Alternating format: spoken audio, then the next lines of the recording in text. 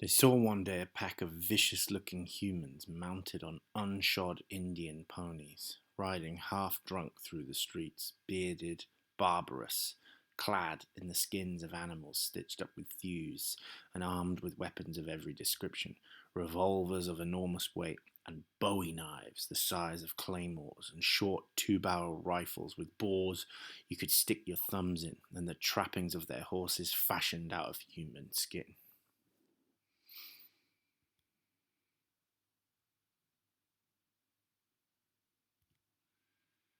This passage of description is about the Glanton Gang, or an adaptation of the Glanton Gang in Cormac McCarthy's Blood Meridian.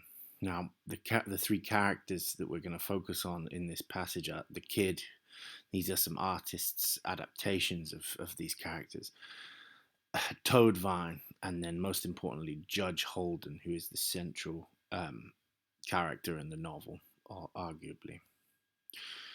He's the foremost of a band of ruthless scalp hunters, based on a real band of professional mercenary scalp hunters, the Glanton Gang. After the US-Mexican War in the summer of 1849, Glanton and his gang were hired by Mexican authorities to track down and kill bands of Apache Indians in northern Mexico and what is now part of the southwest of America. To earn more money, the Glanton Gang began murdering and scalping peaceful agricultural Indians and Mexican citizens alike to claim under the bounty for scalps. We're focusing here on the description of the judge in some extracts from Blood Meridian. We're focusing on the question of how characterization techniques are used to suggest the judge is evil. Before we do so, I just wanted to show you a few images of the judge in order to allow you to visualize some of the descriptions of him in the novel. So these are some images that adapt Cormac McCarthy's description in various artistic forms.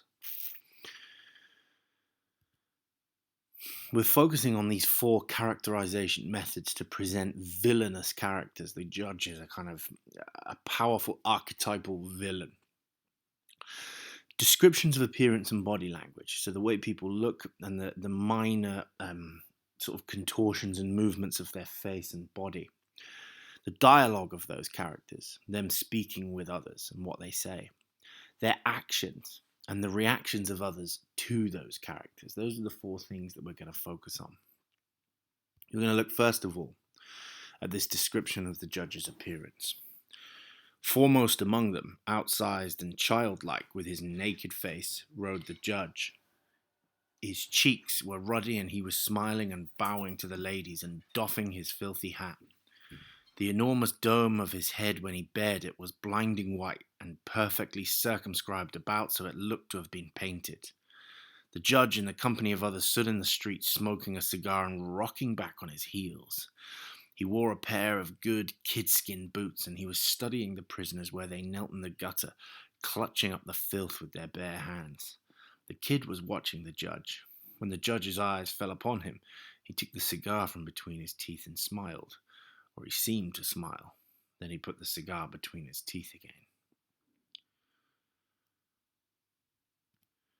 Now we have the description of an incident with an Apache child. So this is a Native American child that they have captured in conflict with a group of Apaches later on in the story.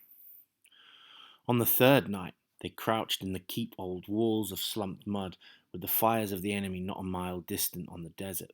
The judge sat with the Apache boy before the fire, and it watched everything with dark berry eyes, and some of the men played with it and made it laugh, and they gave it jerky, and it sat chewing and watching gravely the figures that passed above it.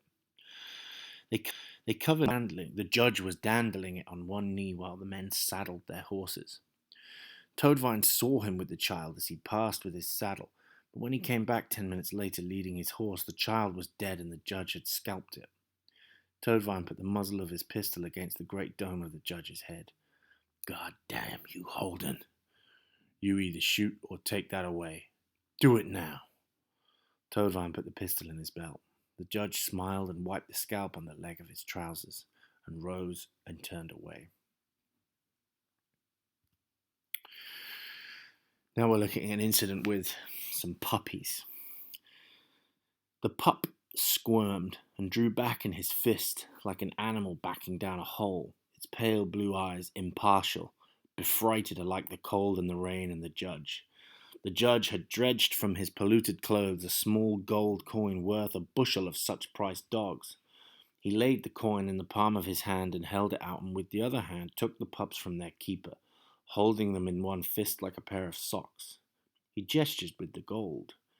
The judge made a fist and opened it. The coin was gone. He wove his fingers in the empty air and reached behind the boy's ear and took the coin and handed it to him.